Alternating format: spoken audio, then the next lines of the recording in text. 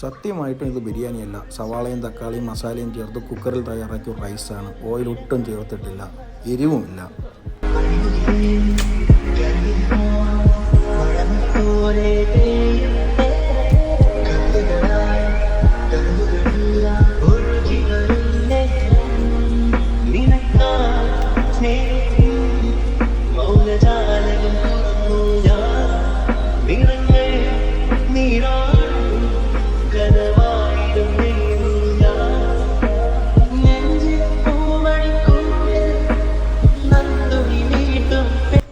അരമണിക്കൂറിന് ശേഷം സ്റ്റൗ കത്തിക്കുക, അതിലേക്കൊരു കുക്കർ വയ്ക്കുക, നമ്മൾ മാറ്റി വെച്ചിരുന്ന മിശ്രിതം ഇതിലേക്ക് മിക്സ് ചെയ്യുക. ഒറ്റ വിസിൽ.